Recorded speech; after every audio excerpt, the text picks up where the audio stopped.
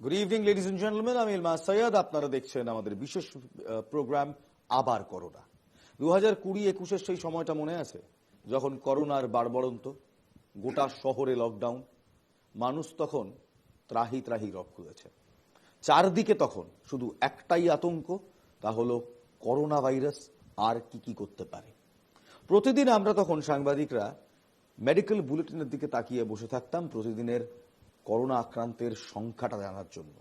কতজন মারা গেলেন, কতজন আক্রান্ত হলেন, দেশ জুড়ে তখন ত্রাহি ত্রাহি রব।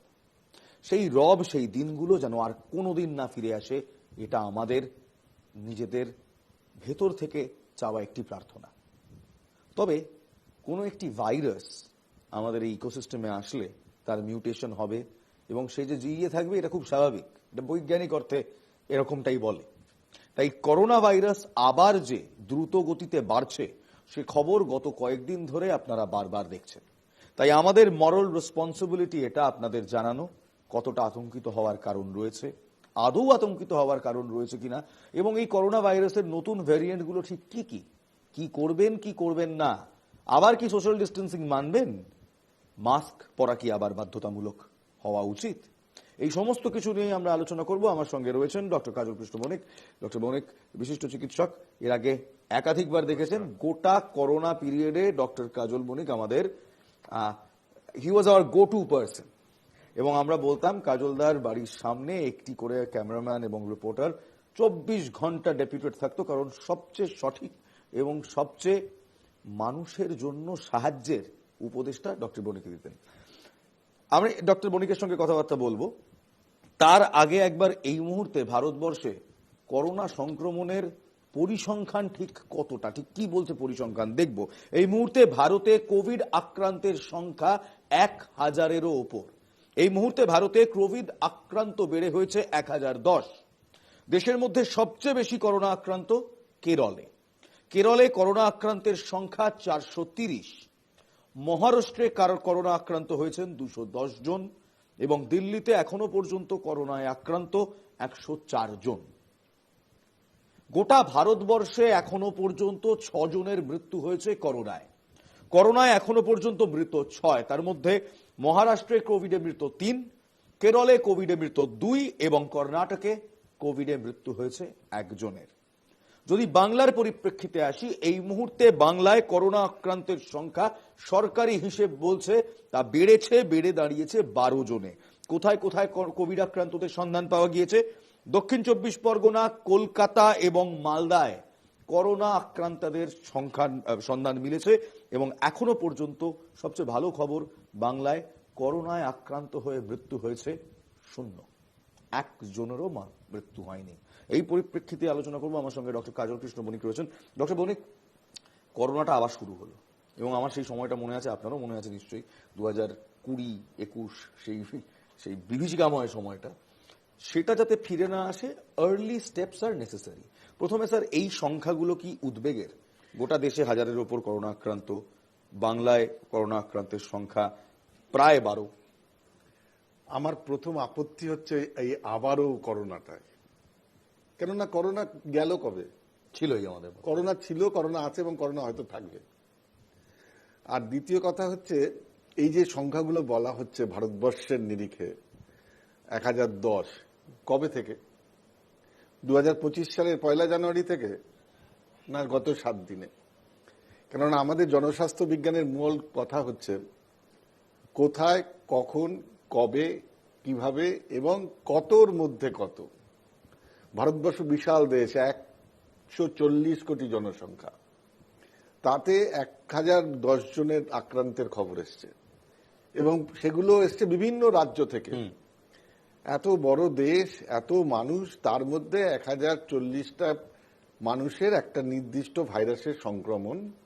আজকের নিরিখে দাঁড়িয়ে বলা যায়, অতিমারি দেখে এসছি তো 2020-21 এবং পাটলি 22, তার নিরিখে বলা যায় তেমন কিছু না।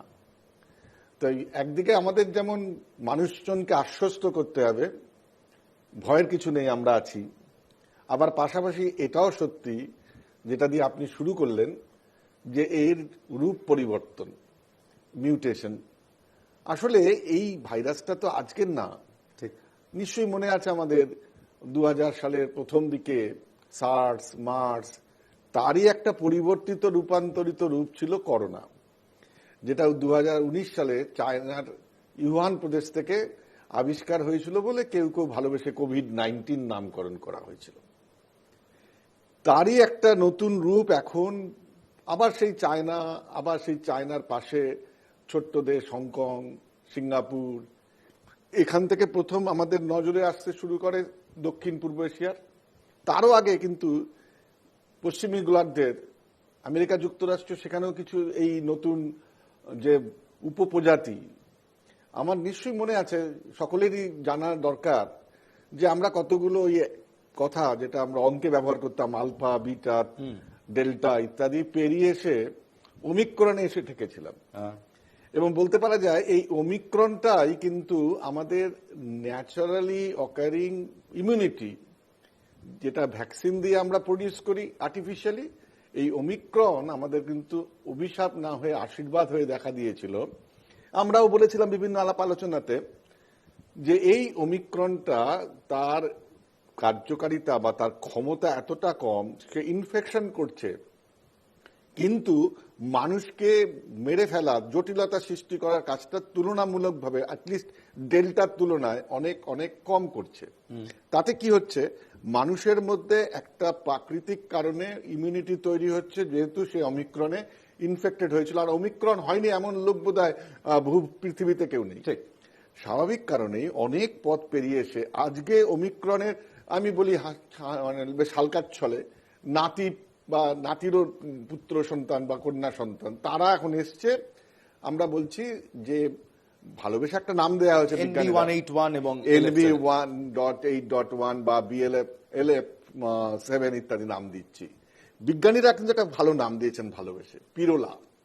এই যে পিরোলা নামকরণটা করা হয়েছে, এই যে উপপ্রজাতি ওমিক্রনের, এর সম্পর্কে যেটুকু তথ্য আমাদের কাছে এখনো পর্যন্ত এসছে, সবচেয়ে গুরুত্বপূর্ণ কথা যেটা বিশ্ব স্বাস্থ্য সংস্থা বলছে যে it is not a variant of concern, এটা উদ্বেগের কারণ নয়, কিন্তু এটা ভ্যারিয়েন্ট অফ মনিটর, অর্থাৎ একে নজরে রাখো।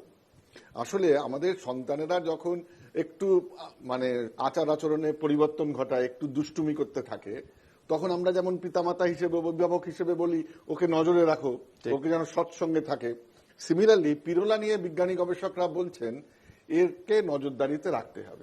আমার সঙ্গে ডক্টর অরিন্দম বিশ্বাস রয়েছেন এই মুহূর্তে, বিশিষ্ট চিকিৎসক ডক্টর অরিন্দম বিশ্বাস, তাকে স্ক্রিনে আনতে বলবো। তার আগে আমরা দর্শকদের জানিয়ে দিই, এই মুহূর্তে করোনার 4টি নতুন ভ্যারিয়েন্ট আতঙ্ক ছড়াচ্ছে। কি সেই ভ্যারিয়েন্ট? পিরোলা কিংবা NB181 ও LF7, এই দুটি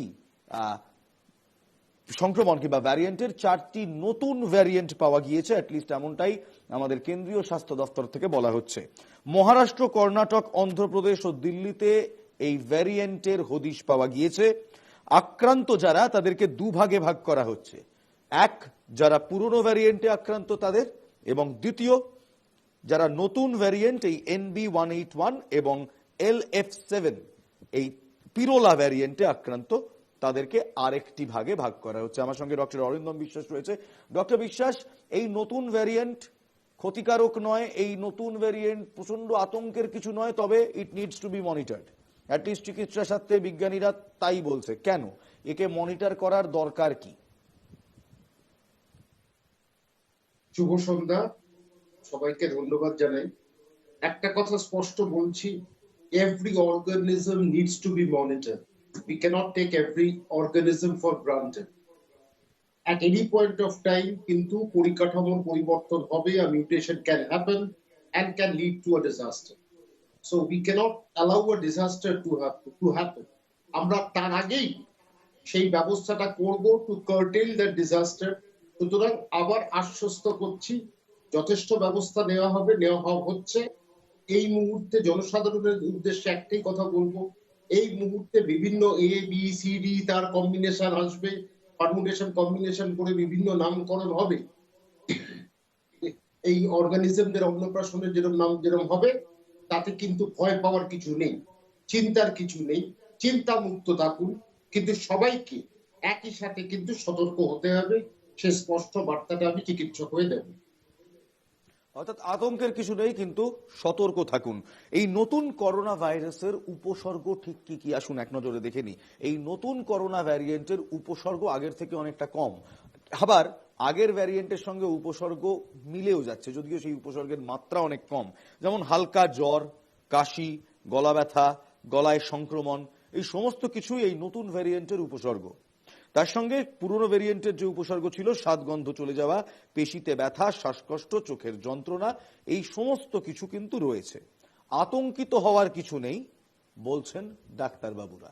ডাক্তারবাবুরা স্পষ্ট বলছেন আতঙ্কিত হওয়ার কিছু নেই। তবে হ্যাঁ, করোনার এই উপসর্গ দেখা দিলে, শরীরে যদি এই উপসর্গ দেখা দেয়, তাহলে তৎক্ষণাৎ টেস্ট করান, করোনার টেস্ট করান এবং তারপর তার মেডিকেশন নিন। কাজল কৃষ্ণ বণিক রয়েছেন, ডক্টর কাজল কৃষ্ণ বণিক। ডক্টর বণিক, ভ্যারিয়েন্টগুলোর উপসর্গের মাত্রা কম, তবে যারা একটু সিনিয়র সিটিজেন কিংবা যারা বাচ্চা, পিডিয়াট্রিক্স যারা, তাদের জন্য এই উপসর্গ, শ্বাসকষ্ট, চোখের যন্ত্রণা, পেশিতে ব্যথা, স্বাদগন্ধ চলে যাওয়া, জ্বর, কাশি, এগুলো কোমরবিডিটির ফর্ম নিতে পারে। মুশকিলটা হচ্ছে যে যে কোনো ভাইরাস বা যে কোনো ব্যাকটেরিয়া বা যে কোনো রোগ সৃষ্টিকারী জীবাণু, সে কিন্তু আপাত নিরীহ হলেও যে কোনো মুহূর্তে মানব শরীরে প্রবেশ করার পরে নানা রকমের প্রতিক্রিয়া তৈরি করতে পারে। পাকিস্তানের মতো দেখতে নিরীহ, আমি কোনো দেশ বা কোনো ব্যক্তির নাম বলে এটাকে বিভ্রান্ত করব না, কিন্তু বৈজ্ঞানিক কথায় এইগুলো যে বিভিন্ন রূপ ধারণ করে, একই ভাইরাস অনেক মানুষের মধ্যে থাকে, যেটা আমরা উদাহরণস্বরূপ অনেকেই বলি যে ভারতবর্ষের নিরিখে আমাদের অনেকেই শরীরের মধ্যে হয়তো টিবি বা যক্ষা রোগ সৃষ্টিকারী জীবাণু উপস্থিত আছে, কিন্তু আমাদের যক্ষা রোগটা নেই। সিমিলারলি এই যে ভাইরাস, যে করোনার নিয়ে আজকে আমরা আলোচনা করছি, তা এক একজনের ক্ষেত্রে এক এক রকম মানে ফল বা উপসর্গ তৈরি করে। উপসর্গের মাত্রা নিয়ে আলোচনা করার খুব বেশি আমাদের প্রয়োজন নেই, সবাই মোটামুটি ইতিমধ্যেই জানেন কম বেশি।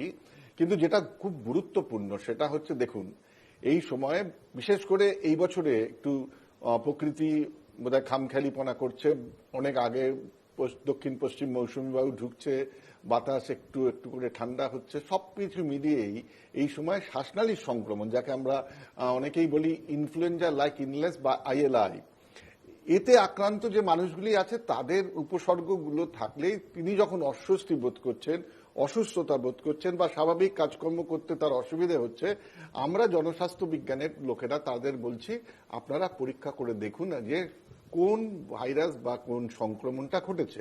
এতেই কিন্তু যত টেস্ট বাড়বে তত টেস্টের রেজাল্ট পজিটিভ হোক নেগেটিভ হোক নাম্বারটা বাড়বে। তার জন্যই আমরা বলছিলাম কতর মধ্যে কত ইজ ইম্পর্টেন্ট, যাকে প্রপোর্শন বা আপনারা অনেকেই গড়পড়তার তুলনায় কথা বলেন।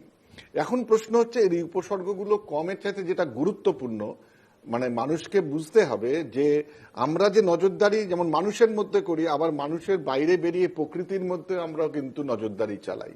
এক্ষেত্রে এই ভাইরাস ঘটিত অসুখের ক্ষেত্রে সবচাইতে গুরুত্বপূর্ণ যেটা আমরা প্রকৃতির মধ্যে করি তার হচ্ছে নর্দমার জল এবং সেখানকার যে জিনিসপত্র থাকে নর্দমার মধ্যে, তারও একটা সার্ভাইলেন্স থাকে, তার মধ্যে এই ভাইরাস আছে কিনা দেখি। ইতিমধ্যে হংকং এর এই সোয়ারেজ সার্ভাইলেন্স বলা হয়, সোয়ারেজ সার্ভাইলেন্সের রিপোর্ট সামনে এসছে, সেখানেও কিন্তু নেগেটিভ রেজাল্ট এসছে। অর্থাৎ সবকিছু মিলিয়েই আমরা বারংবার যেটা বলি যে অল্প শত্রু অল্প তবু নাশের কারণ, মূলস্থ বল্মিক যথা গ্রাসে তরুগণ, বিখ্যাত কবিতার লাইন। সেখানে কিন্তু সেই জন্যই আমাদের দেশের সরকার পৃথিবীর অন্যান্য দেশের মতনই কিন্তু প্রত্যেকটা পজিটিভ মানুষের জিনোমিক সিকোয়েন্স করার কথা বলছে। এবং আমাদের দেশের যে ন্যাশনাল লেভেলের কোভিড-19 জিনোমিক সিকোয়েন্স কনসোর্টিয়াম তৈরি হয়েছে, তারা নজরদারি করছেন। আমাদের এখানেও পরীক্ষা হচ্ছে। সম্প্রতি গভর্নমেন্ট অফ দিল্লি তারাও কিন্তু এই রকম একটা নির্দেশিকা জারি করে বলেছেন প্রত্যেকটি পজিটিভ কেসকে জিনোমিক সিকোয়েন্সের জন্য পাঠাতে হবে। আমাদের এখানেও নিশ্চয়ই পাঠানো হবে। আমি একবার ডক্টর বিশ্বাসের কাছে আসবো। ডক্টর বিশ্বাস, আমরা দেখছি যে এই মুহূর্তে সোশ্যাল মিডিয়াতে যে চ্যাটার আমরা দেখতে পাচ্ছি, যে লেখালেখি হচ্ছে, যে অনেকেই প্রশ্ন করছেন যে তাহলে কি একটা বুস্টার ডোজ নিয়ে নি, কারণ ভ্যাকসিন তো রয়েছে। আগেরবার আমাদের সমস্যা ছিল আমাদের কাছে কোনো ভ্যাকসিনই ছিল না, কিভাবে বাঁচবো এর প্রতিষেধক কিচ্ছু ছিল না, কিন্তু এই মুহূর্তে আমাদের কাছে কয়েকটা ভ্যাকসিন রয়েছে। অনেকেরই প্রশ্ন যে তড়িঘড়ি তাহলে কি ভ্যাকসিন নিলে করোনার এই নতুন ভ্যারিয়েন্টের হাত থেকে তারা বাঁচতে পারবে? ইজ ইট অ্যাডভাইজেবল, ডক্টর বিশ্বাস? পরিষ্কার কথা, 4 বছর আগে বা 2 বছর আগে যখন ভ্যাকসিনেশন বা বুস্টারটা হয়েছিল, তখন বিভিন্ন লোক নিয়েছে, বিভিন্ন লোক নেয়নি। 4 বছর আগে বিষয়টা পুরো অজানা ছিল, আমাদের শরীরের কাছেও অজানা ছিল, আমরা বিভিন্নভাবে আমরা কিন্তু বুঝতে পারিনি এটা কি হতে চলেছে। তো সারা বিশ্বব্যাপী যারা মানুষ তারা কিন্তু আজকে আক্রান্ত হয়েছে, কেউ সেরে উঠেছে, কেউ মৃত্যুর পথে গেছে। একটা কথা হচ্ছে ভ্যাকসিনেশন নিশ্চয়ই কমিয়েছে। বুস্টার যখন বুস্টার এসছে তখন কোভিড এর ধারটা কিন্তু অনেকটা কমে গেছে। আমার কিন্তু একটা সন্দেহ আছে যে এইসব ভেরিয়েন্ট গুলো কিন্তু বুস্টারে কাজ করবে কিনা, তার জন্য গবেষণা দরকার। তড়িঘড়ি কিন্তু কাজ করলে হবে না, যে তড়িঘড়ি ভ্যাকসিন নিয়ে এসে বিভিন্ন জায়গায় বিভিন্ন সাইড এফেক্ট পার্শ্ব প্রতিক্রিয়া দেখা গেছে, নতুন করে আবার একটা নিয়ে এলাম। একটাই যেন পরিষ্কার কথা, যেটা পরিষ্কার করে স্পষ্ট কথার কষ্ট নেই, যে আবার কোভিড কে নিয়ে যেন ব্যবসা না হয়।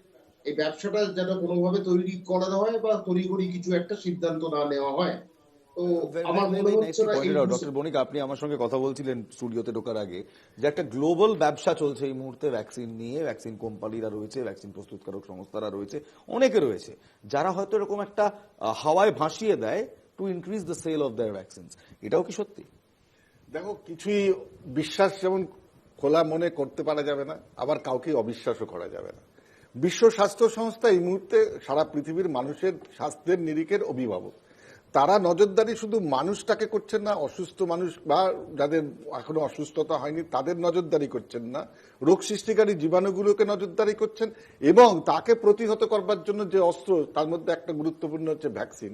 আপনার নিশ্চয়ই মনে আছে যে এই ভ্যাকসিনগুলো যুদ্ধকালীন তৎপরতায় তৈরি হয়েছিল এবং ডব্লিউএইচও নিয়ম কানুন মেনে ইমার্জেন্সি ইউজ অথরাইজেশন, একটা ডিফারেন্ট ক্যাটাগরি, স্পেশাল ক্যাটাগরি, তার অনুমোদন নিয়ে বাজারজাত হয়েছিল।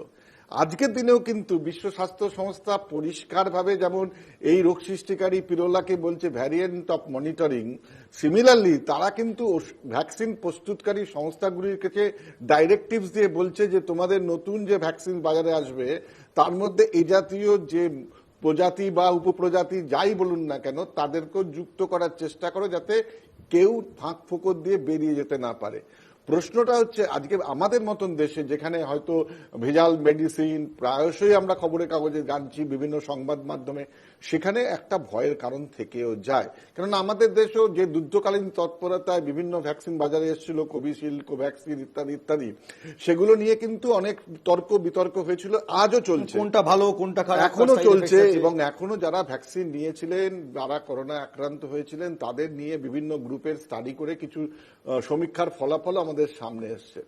কেননা কোভিড বা আজকের দিনের যে পিরোলা, সে কি রেজাল্ট আজ থেকে 5 বছর বাদে আমাদের শরীরে দিয়ে রাখবে সেটা কিন্তু প্রেডিকশন করা যাচ্ছে না। এটাই হচ্ছে কনসার্ন। আমি একটা প্রশ্ন আপনাকেও করবো, ডক্টর বিশ্বাসকেও করবো, আপনারা দুজনেই এটা সম্বন্ধে আমাদেরকে আরো বিস্তারিত বলতে পারবেন। একটি সমীক্ষা করা হয়েছিল কয়েকদিন আগে, সেই সমীক্ষায় দেখা দিয়েছে যে স্যাম্পল সাইজ ছিল অ্যাবাউট 10 লাখ মানুষ। তাদেরকে প্রশ্ন করা হয়েছিল করোনার পর তাদের কোন রকম প্রলংড ডিজিজ জন্ম নিয়েছে কিনা। তার মধ্যে 70% বলেছে হ্যাঁ জন্ম নিয়েছে, আর সেই 70%-র মধ্যে প্রায় 90% বলছে গ্যাস্ট্রো ইন্টেস্টাইনাল ডিজিজ বা পেটের সমস্যা তাদের হঠাৎ করে পোস্ট কোভিড বৃদ্ধি পেয়েছে। এটা কি করোনার সাইড এফেক্ট? এগুলো কি কোমরবিডিটি?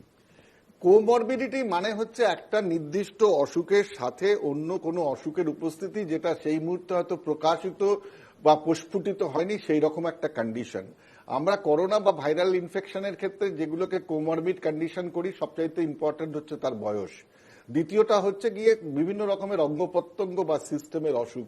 এক্ষেত্রে উল্লেখযোগ্য, যেহেতু রেসপিরেটরি ট্র্যাক্ট ইনফেকশন আমাদের সবচেয়ে বড় কোমরবিড কন্ডিশন হচ্ছে শ্বাসনালী সংক্রান্ত, যেমন সিওপিডি, যেমন বঙ্কিয়াল অ্যাজমা, কার্ডিয়াক ডিজিজ, যেগুলো ইমিউনোসাপ্রেশন দিয়ে চিকিৎসা করা হয়, ম্যালিগন্যান্সি বা ক্যান্সার, যারা ইমিউনোসাপ্রেসিভ ওষুধ খান, যাদের হাইপারটেনশন, ডায়াবেটিস আছে, কারণ আমরা সবাই জানি এইগুলো হচ্ছে মেন কোমরবিড কন্ডিশন। আর একটা কোমরবিড কন্ডিশন অবশ্যই প্রেগন্যান্সি, গর্ভবতী মায়েরা এবং শিশুরা, তারা তাদের স্বাভাবিক শারীরবৃত্তীয় কারণে কিন্তু যে কোনো সংক্রমণের মুখোমুখি দাঁড়ালে তাদের মধ্যে ক্ষতিকর প্রভাবটা বেশি পড়ে।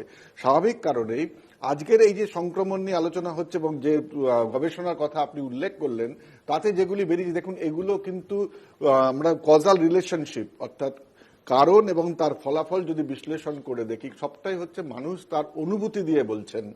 কিন্তু বিজ্ঞানী গবেষকরা এবং মেডিকেল জার্নালগুলোতে যাতে প্রকাশিত হয়েছে, তাতে গ্যাস্ট্রোইন্টেস্টাইনাল শুধু না, অনেকের মধ্যেই পার্মানেন্ট বা এমন কিছু damage in the respiratory system, particularly lungs, alveoli, লাংয়ের ভেতরে যে ছোট ছোট বেলুনের মতন স্ট্রাকচার আছে, তাতেও কিছু ক্ষতিকর প্রভাব রয়ে গেছে। কারো কারো ক্ষেত্রে হার্টের মধ্যে কিছু প্রবলেম থেকে গেছে। করোনা মানে পোস্ট করোনা তো করোনা তো রয়েছে, পোস্ট 2020 কিংবা 22 পোস্ট এপিডেমিক আমরা যেটা দেখেছিলাম, যে অনেকে কমপ্লেন করেছেন তাদের হার্টের সমস্যা হয়েছে, অনেকে বলছেন তাদের লাংসের কিংবা ফুসফুসের সমস্যা দেখা দিয়েছে, অনেকের পেটের সমস্যা দেখা দিয়েছে, অনেকের আরো কিছু ইন্টারনাল সমস্যা দেখা দিয়েছে, পেশিগত সমস্যা দেখা দিয়েছে, মাসল প্রবলেমস দেখা দিয়েছে।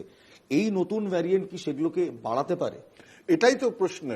এই যে সমস্যাগুলির কথা আপনি উল্লেখ করলেন, এগুলো যে করোনা বা ওই সংক্রমণের জন্য আজ থেকে 3 বছর বা 5 বছর বাদে ডাইরেক্টলি রিলেটেড হচ্ছে, এটা কিন্তু এস্টাবলিশ করা খুব কষ্টকর। কিন্তু মনে রাখতে হবে, যে কোনো ভাইরাল ইনফেকশনে সবসময়তে একটা সম্ভাবনা থেকে যায় কিছু কিছু ইম্পর্টেন্ট শরীরের অর্গান, পার্টিকুলারলি হার্ট এবং লাংস, কিডনি, লিভার, এতে একটা প্রভাব পড়ে থাকবে। কিন্তু এটা প্রমাণ করা খুব কষ্টকর যে সেটা এই কারণেই হয়েছিল, কেননা নির্দিষ্ট কোনো প্যারামিটার এটা এখনো পর্যন্ত স্থিরীকৃত হয়নি। মনে রাখতে হবে, বারংবার যেটা বলতে হবে, যে করোনা ভাইরাস বা যে কোনো ভাইরাস ইনফেকশনের ক্ষতিকর প্রভাব সবসময়তে বোঝা কিন্তু বেশ কষ্টকর। তবে একটা কথা বলা দরকার, সবসময়তেই শিশু, কিশোর, গর্ভবতী মা, বয়স্ক, প্রবীণ নাগরিক এবং কোমরবিড আছে যাদের, যেগুলি উল্লেখ করলাম, তারা সবসময়তেই অ্যাট রিস্ক থাকে। কিন্তু এবারের এই পিরোলা বা যে 4টে ভ্যারিয়েন্ট বা উপপ্রজাতির কথা নিয়ে আলোচনা হচ্ছে, তাদের ক্ষেত্রে কিন্তু আমরা যেটা অতীতে অতিমারির সময় সাইক্লোটনিক যে স্টর্মের কথা বলেছিলাম, সেটা কিন্তু তুলনামূলকভাবে অনেক অনেক কম। সুতরাং আমাদের একদিকে যেমন আশ্বস্ত করছি মানুষজনকে যে আপনাদের আতঙ্কগ্রস্ত বা ভয় পাওয়ার কোনো কারণ নেই, পাশাপাশি মনে রাখতে হবে যে কোনো সময় কিন্তু এই বিপজ্জনক রূপ ধারণ করতে পারে। তার বিরুদ্ধে লড়ার জন্য এখন যেহেতু ভ্যাকসিনটা আপনার প্রয়োজন হচ্ছে না, কিন্তু আপনার সতর্কতার প্রাথমিক ধাপ, সেই পুরনো কথা SMS প্রয়োজন আছে। সব ক্ষেত্রে না হলেও কারো কারো ক্ষেত্রে কোনো বিশেষ জায়গায়, কোনো জায়গায়। কারণ লক্ষ্য করবেন, হংকং বা সিঙ্গাপুরে যে সমস্ত জায়গাগুলোতে, বা আজকের দিনে বম্বে বা মহারাষ্ট্র বা কেরালার যে সমস্ত জায়গা হচ্ছে, সেগুলি সবই কিন্তু জনবহুল এলাকা। একেবারে এখানেই স্যার এই মুহূর্তে ভারতের স্বাস্থ্য দপ্তর থেকে কিংবা স্বাস্থ্য মন্ত্রক থেকে কিছু গাইডলাইন্স দেওয়া হয়েছে কিভাবে বাঁচবেন এই নতুন ভ্যারিয়েন্টের হাত থেকে। এক নজরে দেখে নেব। প্রথম, যদি ভিড়ে যান তাহলে সামাজিক দূরত্ব মেনটেন করুন কিংবা বজায় রাখুন। ভিড়ে সামাজিক দূরত্ব বজায় রাখতে হবে। 2, বাইরে বেরোলে মাস্ক পরুন। 3, স্যানিটাইজার ব্যবহার করুন, হাতে স্যানিটাইজার লাগান যাতে সংক্রমণের মাত্রা কম হয়। এবং 4, অত্যন্ত গুরুত্বপূর্ণ, বাড়ি ফিরে ভালো করে সাবান দিয়ে হাত ধুয়ে ফেলুন। বারবার সাবান দিয়ে হাত ধুতে হবে। এবং যেমন ডাক্তারবাবুরা বলেছিল, করোনার উপসর্গ দেখলেই টেস্ট করতে হবে। আর বাই চান্স যদি আপনি করোনা পজিটিভ হন, তাহলে আইসোলেশনে থাকুন যাতে আপনার পরিবারের বাকিরা এই সংক্রমণের হাত থেকে বাঁচতে পারে। SMS এর কথা বলছিলেন কাজলবাবু আপনি। এটাই SMS ছোট্ট করে বলেছিলাম, তখন বলা হতো সোশ্যাল ডিস্টেন্সিং, পরবর্তীকালে সেটা অনেকের অপছন্দ হওয়ার জন্য বললাম পারস্পরিক দূরত্ব, একটা নির্দিষ্ট দূরত্ব বলে দেওয়া হয়েছিল। সেই দূরত্ব বজায় রাখা মানে ভিড় জায়গাগুলোকে এড়িয়ে যাওয়ার জন্য সংক্ষিপ্তভাবে বলা হয়েছিল। মাস্ক ব্যবহারটা শুধুমাত্র করোনা না, যে কোনো রেসপিরেটরি ইনফেকশন, বিশেষ করে আমাদের মতন দেশে, আমাদের মতন শহরে যেখানে বায়ু দূষণ একটা বড় সমস্যা, তার হাত থেকে কিন্তু বাঁচাতে পারে। আর 3 নম্বর ছিল এই এসটা হচ্ছে স্যানিটাইজেশন। এই স্যানিটাইজেশন যেমন বাইরে থেকে এসে হাত ধুলে হবে না, আমি বারংবার বলি হ্যান্ড স্যানিটাইজেশন, এবং কাকে বড় করে বলা হ্যান্ড হাইজিন এবং কাপ এটিকেট, এই দুটি হচ্ছে সবচাইতে গুরুত্বপূর্ণ আমাদের দিক থেকে সাধারণ মানুষ হিসেবে কর্তব্য করণীয়, যা শুধু করোনা নয়, যে কোনো respiratory infection including mycobacterium tuberculosis সংগঠিত হয়, যে যক্ষা রোগ, টিউবারকুলোসিস, নিউমোনিয়া, সবগুলো কিন্তু আমাদের বাঁচাতে পারে যদি আমরা হ্যান্ডস হাইজিন এবং কাপ এটিকেট প্রপারলি বিজ্ঞানসম্মতভাবে মেনে চলি। কিরকম? যেখানে যাব আমরা কিছু ধরার আগে আমরা সাবান দিয়ে হাতটা ভালো করে ধুয়ে নেব। আর হাঁচি কাশি তো আমাদের স্বাভাবিক প্রবৃত্তি, বলা যায় প্রোটেকটিভ রিফ্লেক্স। সেটা যখন আসবে, হয় আমাদের রুমাল বা আমাদের শাড়ির আঁচল ইত্যাদি দিয়ে ব্যবহার করতে পারি, অথবা কনুইয়ের পেছন দিকটা দিয়ে যদি আমরা হাঁচি কাশি দেওয়ার ব্যবস্থা করি, তাহলে আমার ভেতরকার যে রোগ সৃষ্টিকারী জীবাণুগুলি সেগুলি কিন্তু বায়ুমণ্ডলে ছড়াবে না, ছড়ালেও কম ছড়াবে। এবং চেষ্টা করতে হবে অন্য মানুষ যদি সামনে থাকেন তাদের থেকে অন্যদিকে মুখ করে এটা করতে হবে। এই যে প্রাথমিক কথাগুলো, গো টু দ্য বেসিক্স, এইগুলো হচ্ছে করোনা বা এই জাতীয় সংক্রমণের থেকে বাঁচার সবচাইতে গুরুত্বপূর্ণ অবশ্য পালনীয় কর্তব্য একজন ব্যক্তি মানুষ করে দেখাতে পারেন। মনে রাখতে হবে, আমরাই কিন্তু সাধারণ মানুষের সক্রিয় সহযোগিতা, সমর্থন এবং তাদের সচেতনতাকেই মূলধন করে কোভিড-19 বা করোনার অতিমারীকে প্রতিহত করতে পারি। আমি একবার শেষবারের মতো একবার যাবো, কারণ আমার হাতে সময় একেবারে সংক্ষিপ্ত, আর 2 মিনিট মতো আছে। অরিন্দম বিশ্বাস রয়েছেন, ডাক্তার বিশ্বাস খুব সংক্ষেপে। দেখুন, আমরা অনেকেই সকালবেলা উঠে বাজার যাই, বাসে ট্রেনে চেপে অফিস যাই, নিজেদের কর্মক্ষেত্রে যাই, সোশ্যাল ডিস্টেন্সিং, মাস্ক, স্যানিটাইজার কিংবা স্যানিটাইজেশন, এই পদ্ধতিগুলো কিংবা নিয়মগুলো আমরা ভুলতে বসেছি। এখন কি আবার জরুরি, এখন যদিও বাংলায় সংক্রমণের সংখ্যাটা মাত্র 12, এখন কি আবার জরুরি এই সমস্ত কিছু আবার মেনটেন করা, যাতে আরেকটি মহামারী কিংবা অতিমারী না আসে? সোশ্যাল ডিস্টেন্সিং এর বিষয় কোনো আসছেই না এখানে, ফিজিক্যাল ডিস্টেন্সিং এর কথাটা। সুতরাং এখানে বাস্তব এটা নয়। এটা সুইজারল্যান্ড থেকে গাব্রিয়াস বলতে পারে, সেটা ভারতবর্ষে সম্ভব নয়। এই বাস্তবটা আমরা মেনে চলি। ঘটনা চক্রে হচ্ছে মাস্ক আর হাত ধোয়া, হ্যান্ড স্যানিটাইজেশন, হ্যান্ডের যেটা হাতটা, আমাদের হাত আমাদের ভবিষ্যৎ, এইটা মাথায় রাখতেই হয়। এই দুটো অবধি জোর দিই, আমরা আশ্বস্ত করি মানুষকে যে আপনারা ভালো থাকবেন, বিপর্যস্ত আর আমরা কেউ হব না, সেই ভয়াবহতাটাও দেখব। একেবারে ধন্যবাদ। ডক্টর কাজল কৃষ্ণ বণিক ছিলেন আমাদের সঙ্গে ছিলেন ডক্টর অরিন্দম বিশ্বাস, দুজনেই বিশিষ্ট চিকিৎসক, চিকিৎসাবিদ, এবং দুজনকেই আপনারা এর আগে অতিমারির সময় দেখেছিলেন। তারা তাদের ভ্যালিউড এক্সপিরিয়েন্স এবং এই অতিমারি আপনাদের সঙ্গে একসঙ্গে বসে জয় করেছেন। আমরা একবার কোভিড-19টিকে হারিয়েছি, এখনো সংক্রমণ অতীব সামান্য, মাত্র 12 জন বাংলায় সংক্রমিত হয়েছে, গোটা দেশে 1000.01% বললে চলে। তবে এটা পরবর্তীকালে আরো ভয়াবহ রূপ যাতে না নেয়, তার জন্য আপনাদেরকে, আমাদেরকে একসঙ্গে দুটো জিনিস মানতে হবে। 1, মাস্ক ব্যবহার করুন। 2, স্যানিটাইজেশন প্রসেসটা মেনটেন করুন। ভালো থাকুন, ভালো রাখুন। জয় হিন্দ।